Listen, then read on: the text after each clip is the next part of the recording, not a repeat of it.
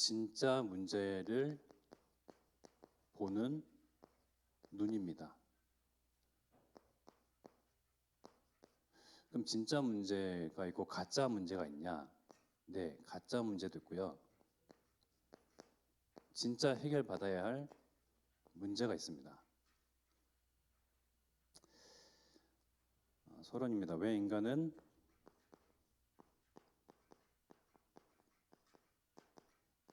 행복이 없는가?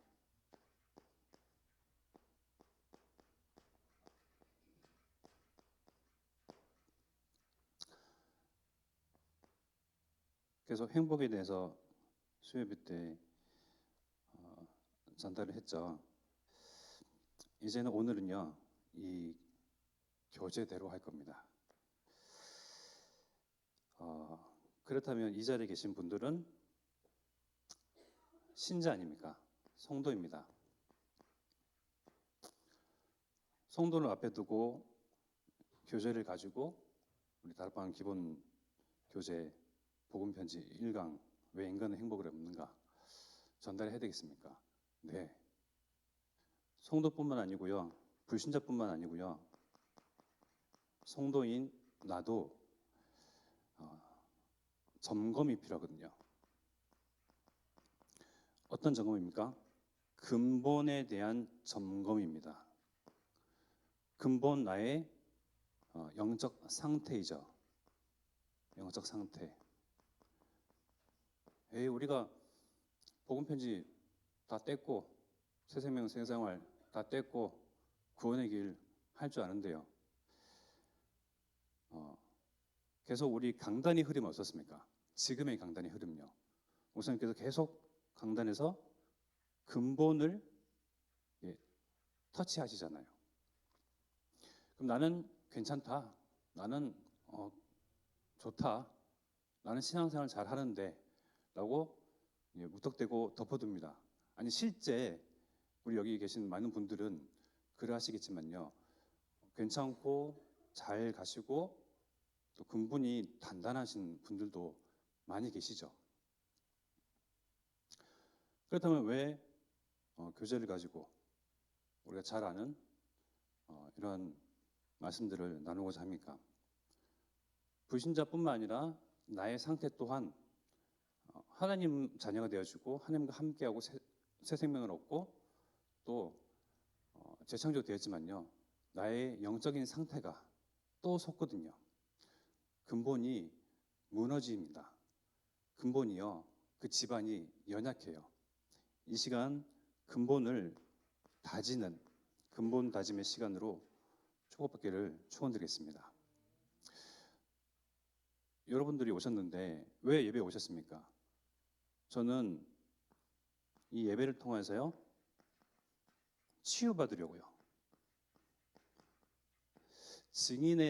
증인으로서 증인의 자리에 서서 증거를 가지고 전달하면 좋겠으나 저 또한 저의 24시간요. 쓰레기 같은 생각, 그런 오래된 원망, 쓰레기 같은 환경, 구질구질한 것들 거기에서 뒹굴다가 시간이 돼서 왔거든요. 그렇다면요. 이 예배를 통해서 말씀을 전달하고 증거를 하지만요.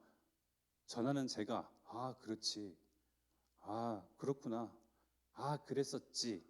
다시 한번 다지고 또 이 말씀을 가지고 내 영혼을 비치고 조명하고 내 어두운 것들을 끄집어내고요. 그러게 하기 위해서 저는 왔거든요. 내가 기뻐하고 치유를 받고 기뻐하고 힘을 얻고 회복되어지면요. 하나님은 그것을 영광으로 받으십니다. 예배로 받으신다니까요. 네, 하나님께 찬양하고 두 손 높여 찬양하고 경배 들리고 하는 것이 예배 아닙니까? 자녀가 전혀 마음이 기쁘지 않는 상태에서 전혀 행복하지 아니한 상태에서 겉으로만 괜찮은 척을 잘하면 과연 그것을 지켜보는 부모는 모를까요? 간파하시죠. 다른 건 다 집어치우고 정말 마음이 평안하고 행복하고 힘을 먼저 얻기를 원하시는 것이 부모님의 마음 아니겠습니까? 우리 하나님의 마음입니다. 제가 예전에 청년회 때에 예배 회복하고요. 10년 동안 예배를 놓치고 있다가 드디어 예배 회복했습니다. 마음이 기뻐요. 사역도 합니다.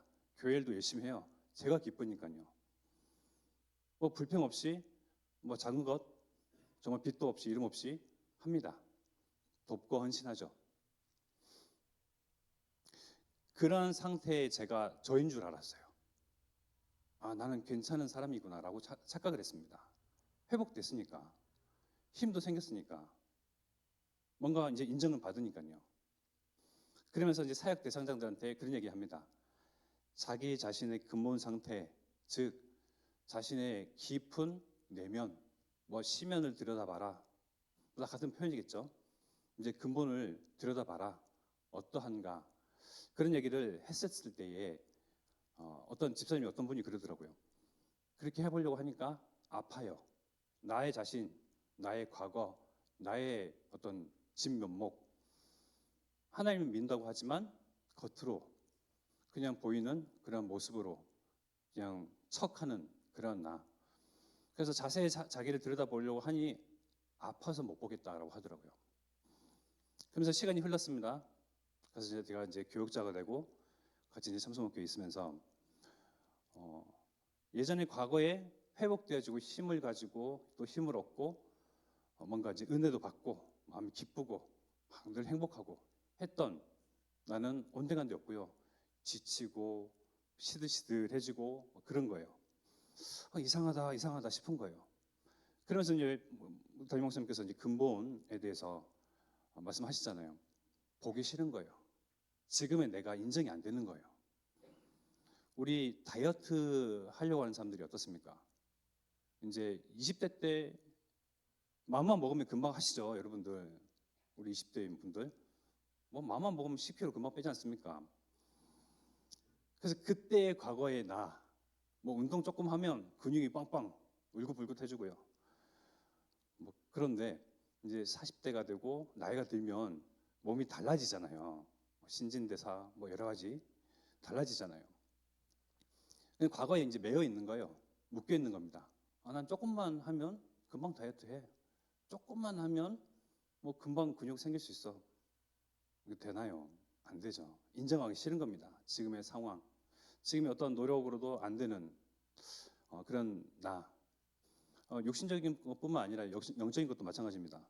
우리가 과거의 은혜도 받고 많은 눈물도 흘리고 큰 기쁨도 얻고 환희도 있었지만요. 중요한 것은 지금이죠. 나의 영적인 근본 상태 들여다보고 이 주제와 이 말씀이 꼭 불신자한테만 증거되는 것이 아니고요. 불신자와 매 한 가지 영적인 상태인 나에게 조명하고 빛을 비추고 그래서 내가 나를 살리는 그런 말씀 은혜를 함께 받으시길 바라겠습니다. 모든 사람이 죄를 범하였습니다. 하나님의 영광에 이르지 못하였죠. 첫 번째입니다. 인간은 하나님을 떠나 있기 때문에 행복이 없죠.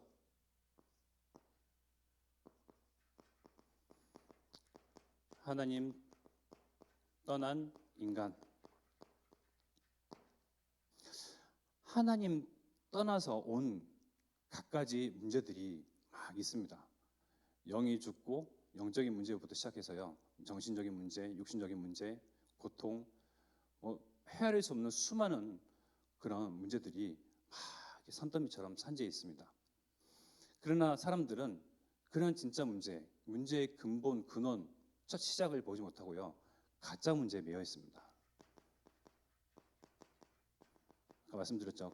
진짜 문제가 있다면 가짜 문제가 있냐? 네, 가짜 문제가 있습니다. 우리는 살면서 수많은 문제에 봉착합니다. 이 문제가 이제 해결돼야 마침내 행복할 수 있다라고 생각을 하죠. 그러면 이제 문제에 대한 해결입니다. 여러 가지 문제가 있죠. 건강 문제도 있고요. 경제 문제. 이 문제에 대한 해결책을 돈으로 봅니다. 돈이 있어야 해결이 돼. 돈이 있어야 치료도 받지. 돈이 있어야 해결이 돼. 돈에 매여 있거든요. 역시 돈이 있어야 행복하다라고 생각을 합니다. 이 액자가 있잖아요. 액자에다가 사진도 걸고 뭐 그림도 걸고 하지 않습니까? 이 액자 이 부분을 뭐라 하죠? 틀이라 하지 않습니까? 바로 뭐 영어로는 프레임이라고 하는데요.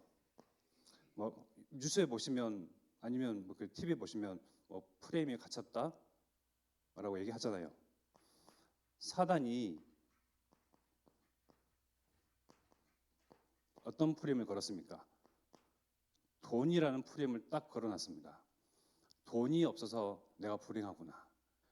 돈이 없어서 이 모양 이 꼬라지구나. 돈이 있으면 해결될 수 있는데 돈이 있어야 행복해. 대다수의 사람들이 돈이 없거든요. 돈이 진짜 있는 사람들은 극소수죠. 대다수의 이 지구상에 있는 사람들은 돈이라는 프레임에 딱 걸려 있습니다. 이 틀에 딱 갇혀 있고요. 매여 있습니다. 이것이 가짜 문제죠. 가짜 문제입니다. 그러면 과연 돈이 있으면 행복하나요?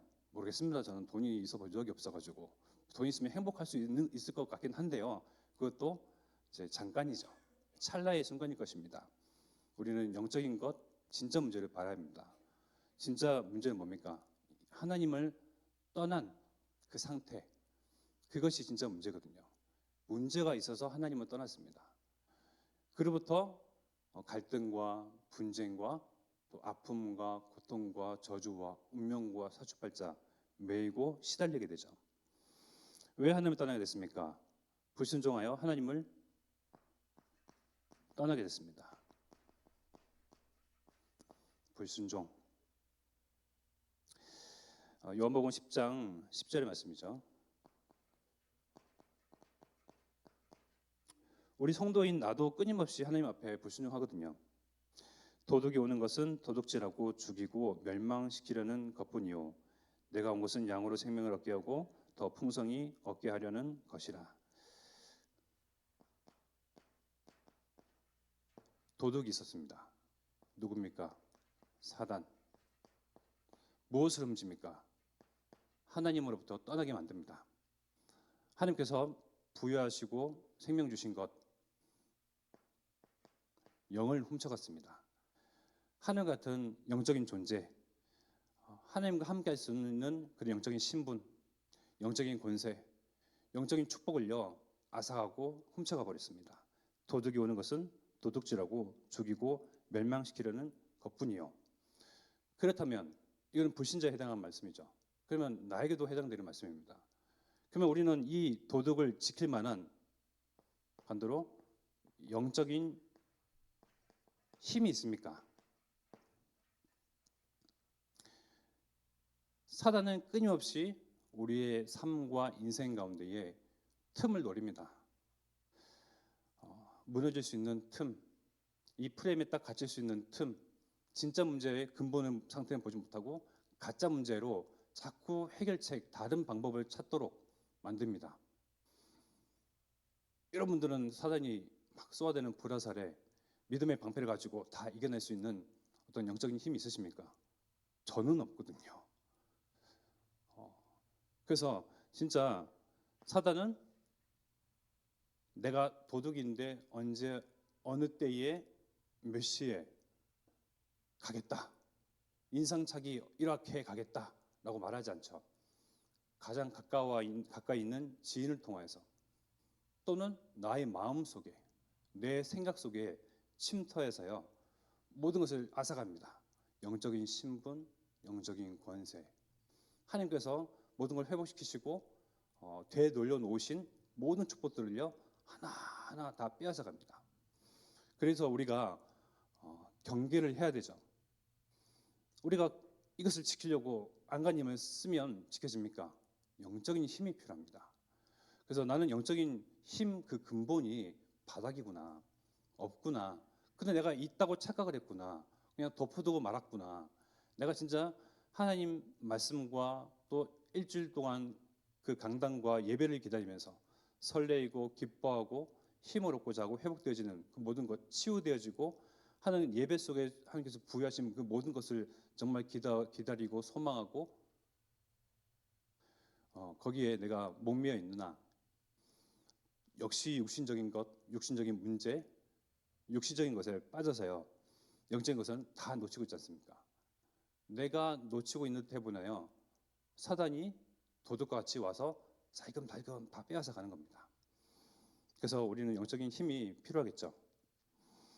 그래서 불순종하여서 그 결과 어떤 결과가 따라오게 됐습니까? 죄 가운데 빠지게 되었습니다. 로마서 3장 10절입니다. 기록된 바 의인은 없나니 하나도 없으며 불순종했으니까 당연히 죄에 빠지죠. 그래서 신분이 죄인이 되었습니다.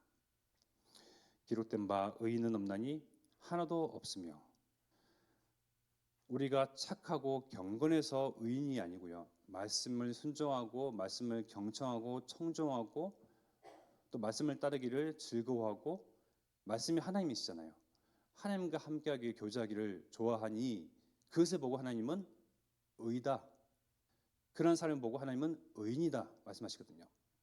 그러나 우리에게 필요한 것은 하나님이 아니라 실제 내 눈앞에 있는 돈, 내 지금 쌓여있는 문제들을 해결할 수 있는 돈, 이 물질적인 것, 육신적인 것에 딱 그 프레임에 갇혀 있죠. 우리의 신분은 이제 더 이상 죄인이 아닙니다. 우리의 신분은 의인이죠. 의인이나 하나님께서 나를 예수 그리스도의 보혈로 말미암아 의롭게 하시고 우리의 모든 죄, 흉악한 죄, 주홍빛 같은 죄를요 깨끗하게 도말하셨죠. 예수님께서는 우리의 모든 죄를 지불하시고 죽으심으로 지불하시고 청산하셨습니다. 십자가에서 끝내셨습니다. 우리의 영적인 신분 그리고 우리의 영원한 것, 이 영적인 생명은요 하나님께서 꼭 쥐고 계십니다.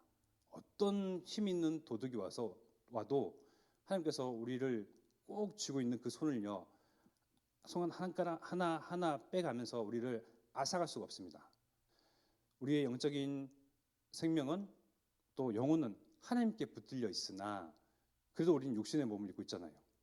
육신은 여전히 도둑에게 빼앗겨 있고 빼앗긴 준비 태세를 늘 하고 있고요. 우리는 불신자와 같이 그러한 죄의 껍데기에 묶여 있는 사람들과 같이 여전히 이러한 육신에 매여 있고 살고 있습니다.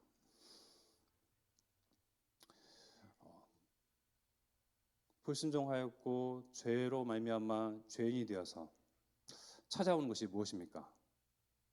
행복일까요? 불순종하여서 하나님을 떠나서 죄인이 되었는데요. 하나님은 하나님 떠난 것 보시고 죄다 말씀하십니다. 죄를 지었기 때문에 불순종해서 죄를 지었기 때문에 더 이상 하나님의 영광에 이르지 못합니다. 하나님이 하나님의 영광과 함께하도록 지으신 그 영적인 신분 모든 걸 다 놓치고 이제는 죄인으로 살아갑니다. 당연히 찾아오는 것이 고통이죠. 그래서 사람은 당연히 고통 가운데에 빠지게 됩니다. 어떤 고통을 받게 됩니까? 고통도 여러 질이죠. 여러 가지가 있습니다. 정신적인 고통,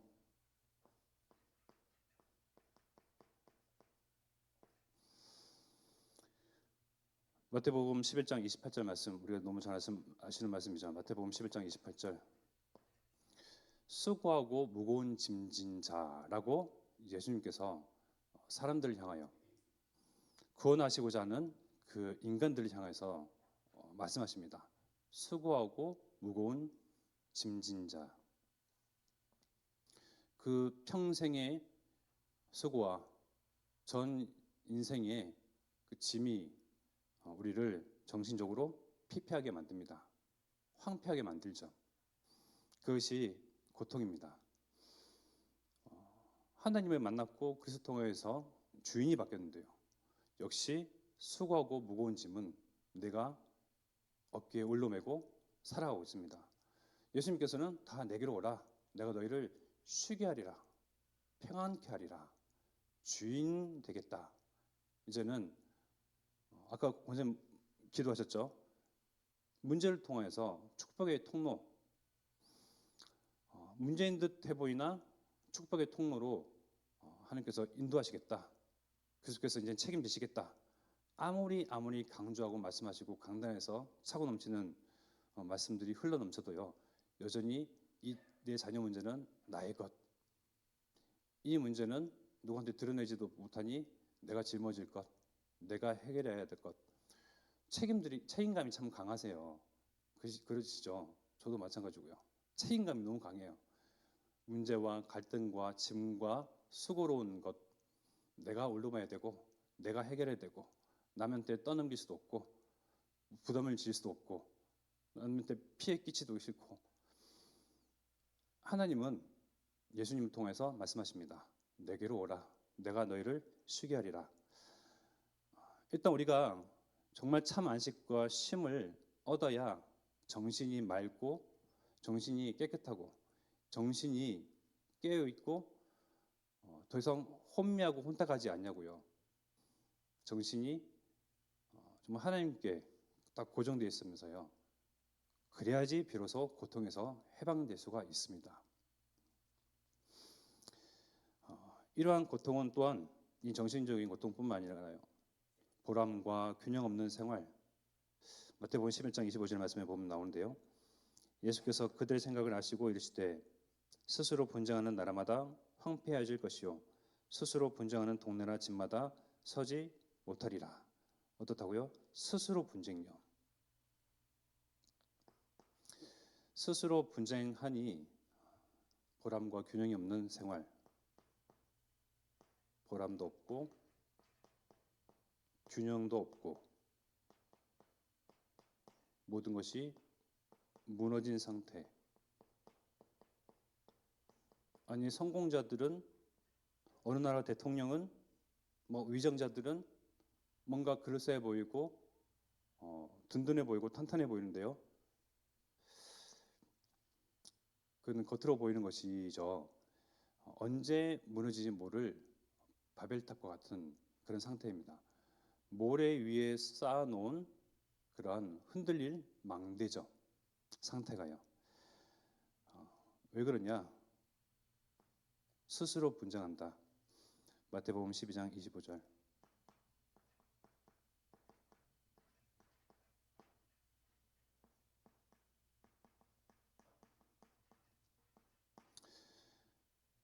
사단, 마귀, 귀신에게 붙잡혀 있는 상태죠. 사단, 마귀, 귀신이 내 안에 털을 덮고 또 망대를 세우고 귀신의 흑암의 세력들이 살 수 있는 그런 영적인 환경으로 다 조성해 놨습니다. 그 안에서 스스로 분쟁합니다. 힘 있는 마귀, 약한 마귀. 사단에게 붙잡혀 있는 또 마귀에게 사로잡혀 있는 그런 위정자, 권력자들이 하는 것이 무엇입니까? 사람을 죽이고 빼앗고 또 분쟁을 일으키고 자기 마음이 평안하지 않냐고 분쟁의 상태니까요. 그래서 겉으로 보이는 그러한 삶의 모습 속에 나와 다른 저 사람들 뭔가 이룬 것 같고 뭔가 튼튼하고 튼튼해 보이는 사람들. 그러나 진짜 영적인 상태를 보면 이러한 상태다. 언제 무너져도 모를 그런 상태입니다. 그리고요, 육신적인 병에 시달리게 되죠. 많은 사람에게 붙었던 더러운 귀신들이 크게 소리를 지르고 나가고 또 많은 중풍병자와 못 걷는 사람이 나으니 정신적인 고통, 삶이 완전히 무너졌습니다. 그 다음에 육신적인 고통, 이 육신적인 문제가 서서히 드러나죠. 사도행전 8장 7절.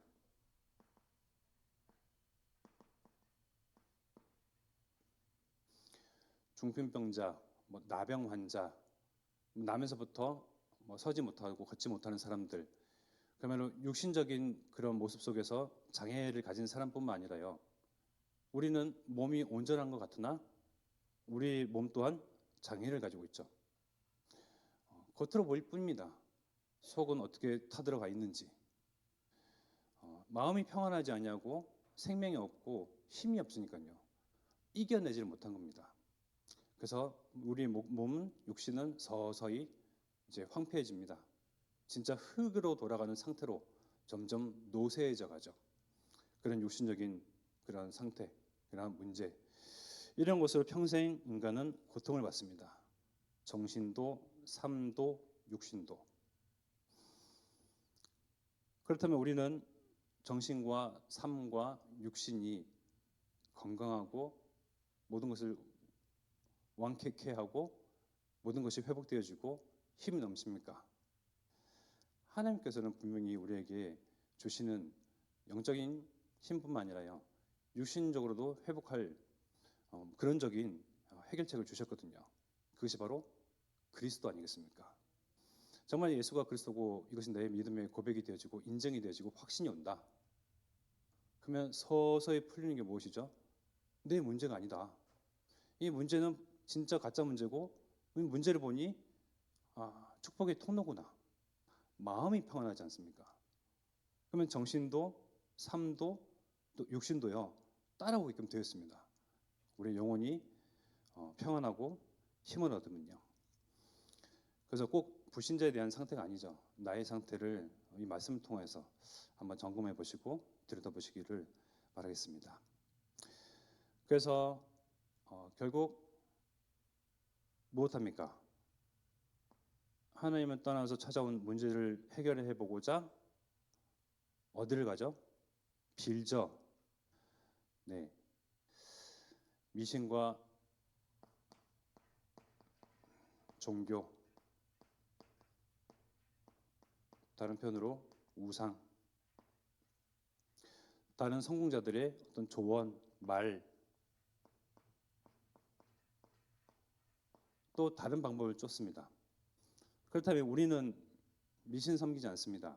우리는 다른 종교, 당연히 오직 복음이 나의 오직인데요. 우상 없죠.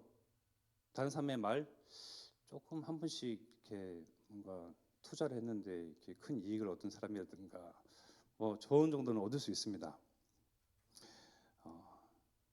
그러나 역시 눈에 보이지 않는 의리의리한 우상에 절하지 않지만요.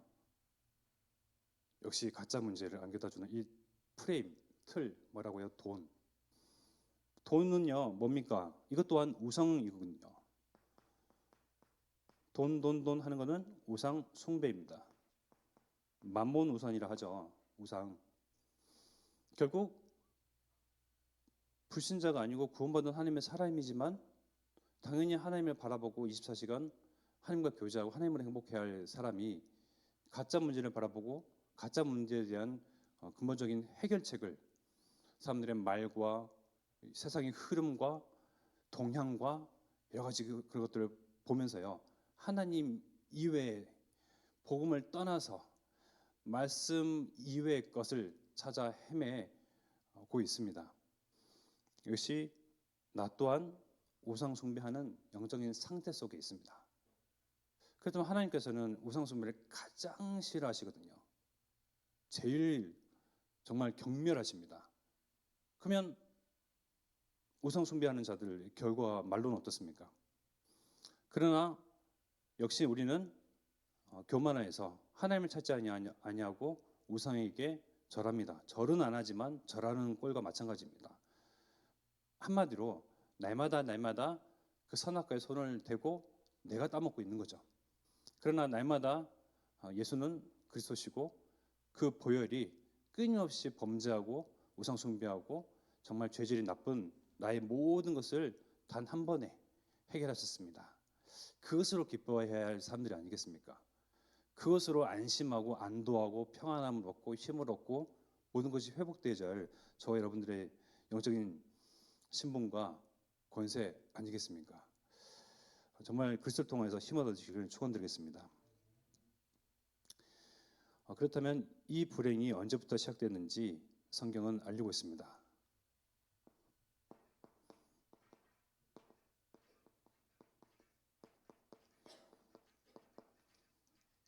불행의 시작.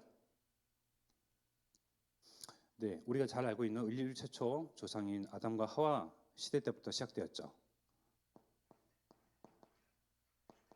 아담과 하와. 방금 전에 말씀드렸던 것처럼 아담과 하와가 하나님 앞에 불순종해서 그 언약의 말씀을 귀히 여기지 아니하고 가볍게 여기고 사단의 말을 듣고 미혹의 영에 사로잡혀서 그렇게 덜썩 잡아먹고 사과가 아니죠. 선악과를 잡아먹고 하나님 앞에 불신자가 되지 않았습니까? 그러면 이 아담과 하와의 문제이고 그들만의 문제라고 치부하고 생각할 수가 있습니다. 아담과 하와가 지은 죄 때문에 왜 우리가 이런 고통을 겪어야 합니까? 왜 이러한 것이 시작됐습니까? 아니요, 아담과 하와만의 문제가 아니라 나 또한 매일매일 선악과에 손을 대고 뻗어서 따먹는다니까요. 하나님만을 경외할 사람입니다. 하나님을 바라봐야 할 성도들입니다. 하나님께서는 그것을 통해서 심지어 모든 걸 회복시키셨습니다. 그런데도 세상 방법, 내 생각, 하나님을 떠난 모든 것들은요, 우상숭배입니다. 모든 것들은요, 종교입니다.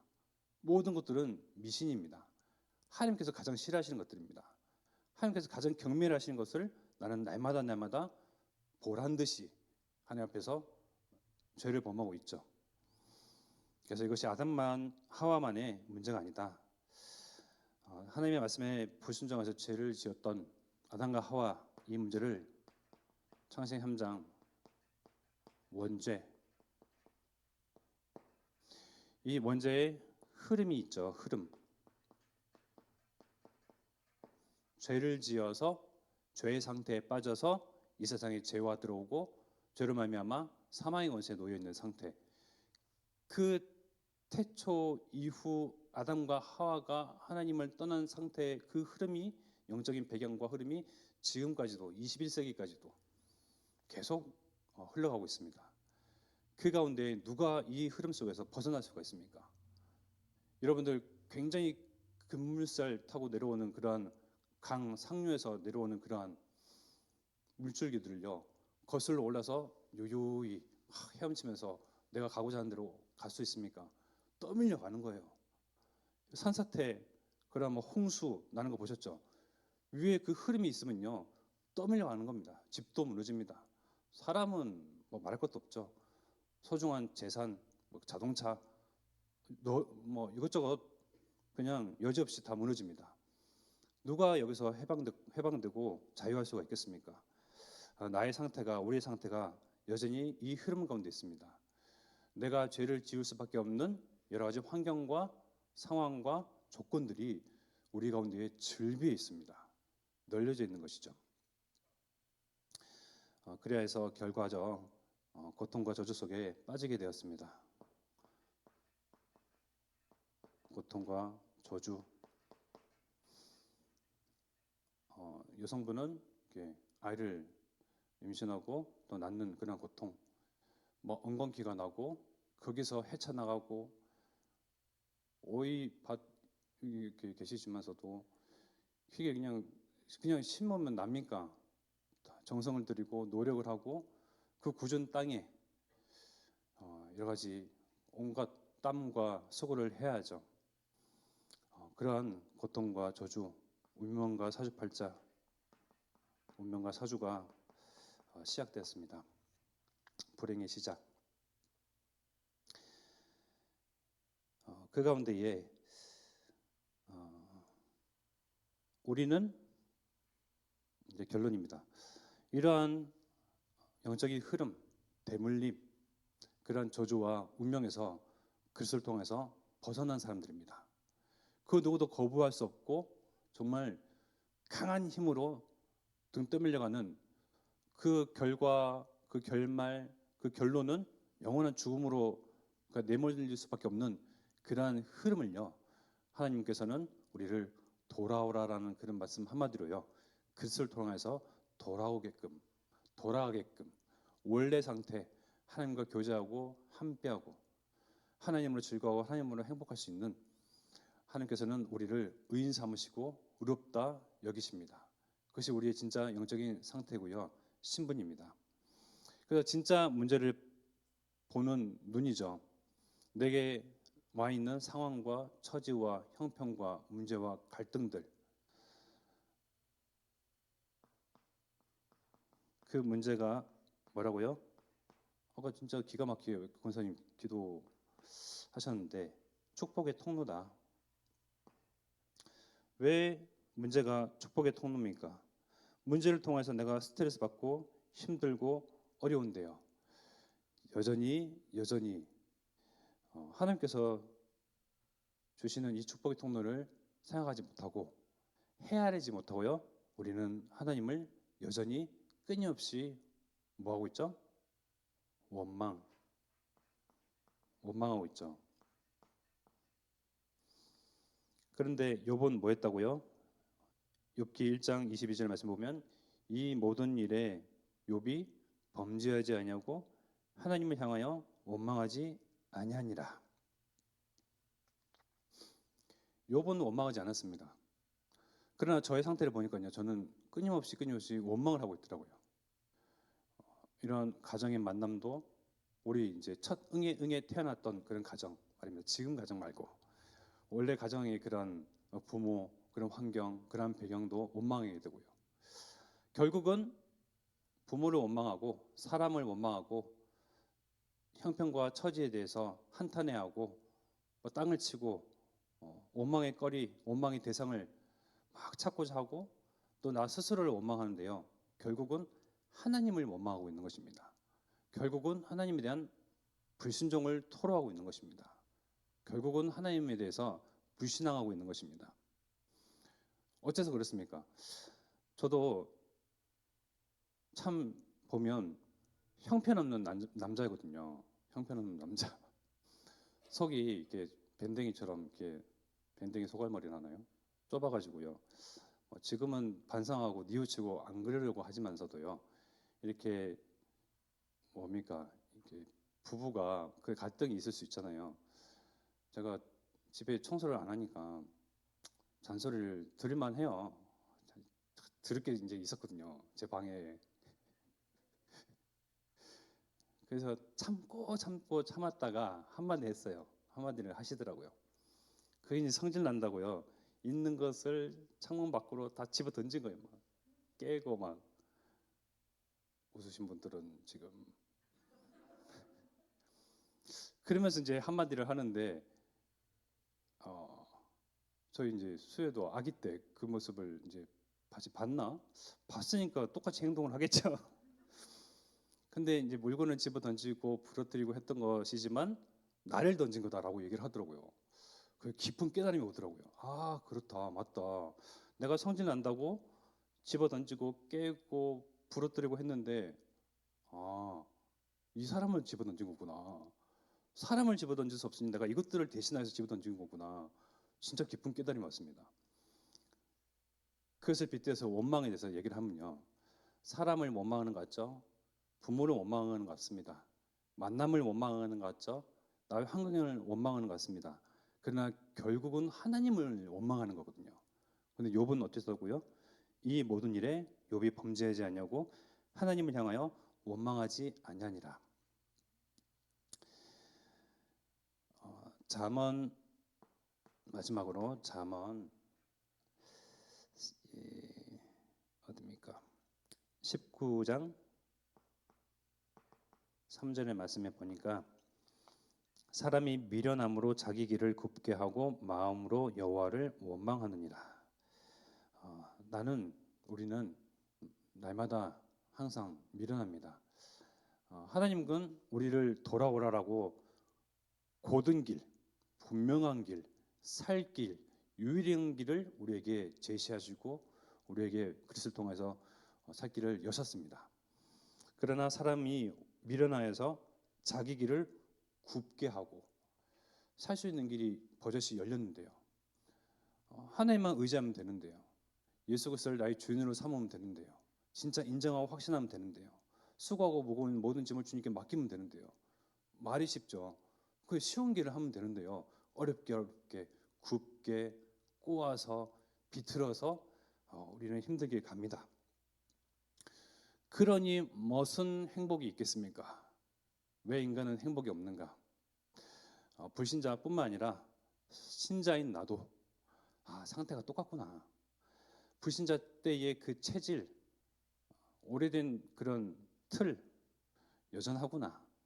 그런데 중요한 것이죠. 이렇게 형편없는 나이지만 하나님은 우리를 굳게 하나님의 손아귀에 딱 쥐시고요.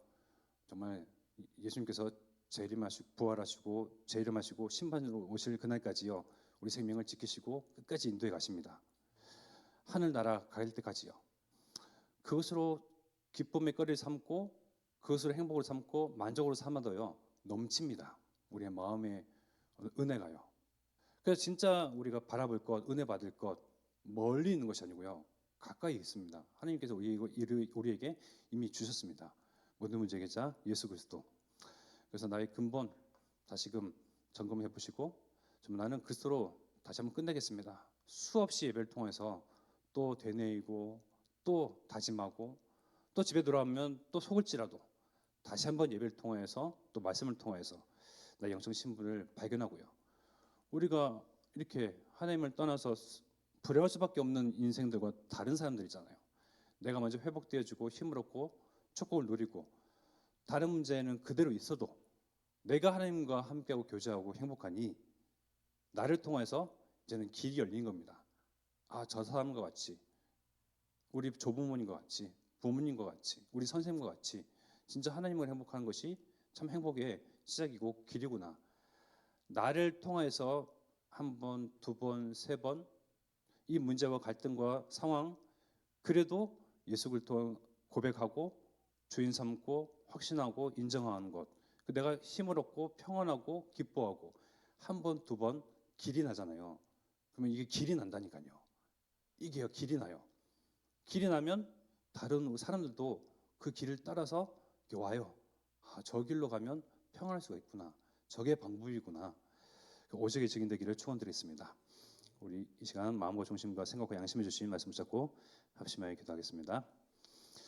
하나님, 인간이 행복이 없는 상태에서 주여 참 행복의 시작 글쓰를 주시고 하나님 되돌아오라 돌아오라 말씀하시며 살 길, 영원한 길, 가장 가치 있는 길, 우선시해야 할 길, 생명의 길, 구원의 길을 여셨사오니 하나님 이제는 내 그 길에 들어섰습니다. 들어섰는데 또 하나님 속습니다. 하나님 자꾸 뒤를 돌아봅니다. 오래된 것, 상처, 하나님 정말 틀에 갇혔던 모든 것, 매인 것, 묶였던 것 여기서 내가 해방되었지 하나님 내가 자유하게 되었지 구원받았지 정말 아는 지혜 주옵소서. 하나님 문제는 또 여러 가지 갈등은 축복의 통로입니다. 하나님 정말 문제를 진짜 문제를 보는 눈을 열게 하시고 가짜 문제에 속지 않게 하시며 가짜 문제에 헤매는 사람들에게 참 행복자 하나님 그들에게 참 생명자 구원자 되시고 명령자 되시고 지도 되신 예수 그리스도를 증거하는 하나님 참 오직의 증인으로 서게 하옵소서.